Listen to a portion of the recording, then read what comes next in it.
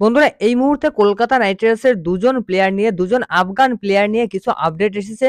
প্রথমত রহমানুল্লাহ গুরবাজ কিন্তু দুর্দান্ত ফর্মে রয়েছে, দারুণভাবে আজকে একটা সেঞ্চুরি করেছে, জানাবো সেই আপডেটটা। তার সঙ্গে মুজিবুর রহমান আইপিএল খেলতে পারবে না এরকম একটা আপডেট কিন্তু দিয়েছিল আফগানিস্তান ক্রিকেট বোর্ডই। তো আফগানিস্তান ক্রিকেট বোর্ড কিন্তু মুজিবুর রহমান, নবীনুল হক এবং ফজলে হক ফারুকী এই তিনজনের থেকে ব্যান তুলে নিচ্ছে। সুতরাং বুঝতেই পারছেন, যদি ব্যান তুলে নেয় তাহলে কিন্তু মুজিবুর রহমান কলকাতা নাইট রাইডার্সের হয়ে খেলবে। তো জানাবো পুরো ডিটেলসে, সম্পূর্ণ ভিডিও দেখুন আর ক্রিকেট সংক্রান্ত সমস্ত আপডেট পেতে আমাদের চ্যানেলটি অবশ্যই সাবস্ক্রাইব করে রাখুন। বন্ধুরা প্রথমত তোমাদেরকে একটা গুড নিউজ দিতে চাই কেকেআর ফ্যানদেরকে, সেটা হচ্ছে রহমানুল্লাহ গুরবাজ কিন্তু ওপেনিং এ ভালো করছে।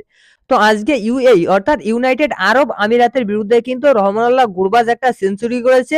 তো রহমানুল্লাহ গুরবাজের সেঞ্চুরি দিয়েই কিন্তু 2023টা শেষ হতে চলেছে। বছরের শেষ সময়ে কিন্তু রহমানুল্লাহ গুরবাজ 52 বলে 100 রানের একটা দুর্দান্ত ইনিংস খেলেছে, যে ইনিংসে কিন্তু 7টা 4 এবং 7টা 6 মেরেছে। তো 192 স্ট্রাইক রেটে খেলেছে।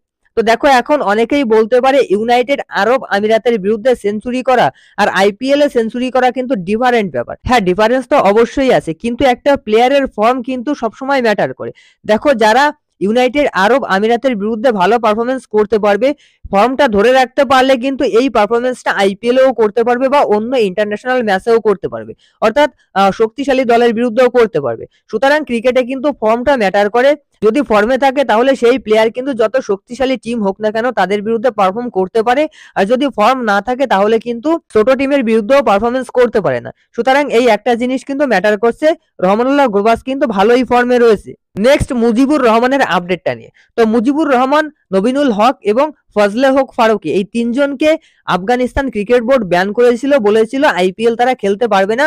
শুধুমাত্র আইপিএল না, বাকি ফ্র্যাঞ্চাইজি লিগের ম্যাচও তারা খেলতে পারবে না। তবে এই মুহূর্তে কিন্তু মুজিবুর রহমান একটা ফ্র্যাঞ্চাইজি লিগে খেলছে, বিবিএল এ কিন্তু খেলছে মুজিবুর রহমান। আজকে বিবিএল এ কিন্তু মুজিবুর রহমান দারুণ পারফরমেন্স করেছে। 4 ওভার বল করে 20 রান দিয়ে 3টে উইকেট নিয়েছে, যেখানে মাত্র 5 হচ্ছে মুজিবুর রহমানের তোমার হচ্ছে ইকোনমি। অস্ট্রেলিয়ান পিচেও কিন্তু মুজিবুর রহমানের মতো স্পিনার ভালো করছে। তো মুজিবুর রহমান যে একজন অল ক্লাস স্পিনার সেটার সম্পর্কে বলার প্রয়োজন নেই। আফগান প্লেয়াররা সবসময় স্পিনার তৈরি করে এবং মুজিবুরও কিন্তু একজন কোয়ালিটি স্পিনার। তবে দেখো মুজিবুর রহমান কিন্তু আইপিএল খেলতে পারে। যতটা আপডেট এই মুহূর্তে জানা গেছে সেটা হচ্ছে এনওসি কিন্তু মুজিবুর রহমান, নবীনুল হক এবং ফজলে হক ফারুকী তিনজনকেই দেবে। আফগানিস্তান ক্রিকেট বোর্ড অতটাও উন্নত এখনো পর্যন্ত হয়ে পারেনি যে তিনজন প্লেয়ারকে আটকে দেবে।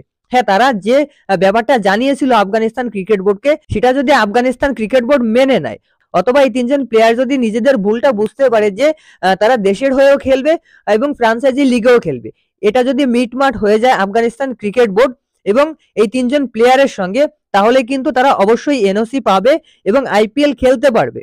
তবে দেখুন, আমি আপনাদেরকে বলেছিলাম যে যদি মুজিবুর রহমান না খেলতে পারে তাহলে মুজিবুর রহমানের রিপ্লেসমেন্ট হিসেবে একজন ব্যাটসম্যান নেওয়া উচিত। সেক্ষেত্রে আমি 2-3 জন ব্যাটসম্যানের কথা বলেছিলাম, স্পেশালি ফিলিপ সল্টের কথা বলেছিলাম, উইকেট কিপার ব্যাটার। গুরবাজের ব্যাকআপও তো একজন ভালো ওপেনার, দারুণ অ্যাগ্রেসিভ ওপেনার, সেটা একটা ভালো অপশন হতো। কিন্তু যদি মুজিবুর রহমানকে আইপিএল খেলার জন্য এনওসি দেয় তাহলে কিন্তু কেকেআর মুজিবুর রহমানের কোনো রিপ্লেসমেন্ট নিতে পারবে না। মুজিবুর রহমানকে কিন্তু খেলাতে হবে, এই সিজনটা মুজিবুর রহমানকে রাখতে হবে। তবে কেকেআর এ কিন্তু আরো 2টো স্লটস ফাঁকা রয়েছে। এই 2টো স্লটসে কিন্তু 2জন ইন্ডিয়ান প্লেয়ার নিতে পারবে, বিদেশি প্লেয়ার কিন্তু নিতে পারবে না। কেননা বিদেশি প্লেয়ারের স্লট হচ্ছে 8টা। সেই 8টা স্লট কিন্তু যদি মুজিবুর রহমান খেলে তাহলে 8টা স্লট কিন্তু পূরণ হয়ে গেছে কেকেআর এর। সুতরাং বিদেশি প্লেয়ার আর নিতে পারবে না।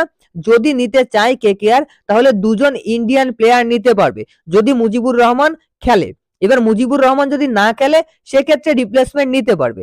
তবে খুব সম্ভবত মুজিবুর রহমানকে কিন্তু এনওসি দেবে এবং মুজিবুর রহমান কিন্তু আইপিএল খেলবে। তো এটা অনেকের কাছে গুড নিউজ, আবার কিছু ফ্যানদের কাছে কিন্তু এটা ব্যাড নিউজ। কেননা অনেক ফ্যান কিন্তু চাইছিল যে মুজিবুর রহমানের রিপ্লেসমেন্ট হিসেবে একজন ভালো উইকেট কিপার বা ভালো একজন ব্যাটসম্যান দলে নেই। এটার জন্য কিন্তু অনেকের কাছে এই খবরটা খারাপ লাগবে। তবে দেখা যাক কি হয় পরবর্তী সময়ে, আমরা অবশ্যই আপডেট জানাবো। সঙ্গে থাকুন, আমাদের চ্যানেল সাবস্ক্রাইব করে রাখুন, ভিডিও ভালো লাগলে অবশ্যই লাইক করুন।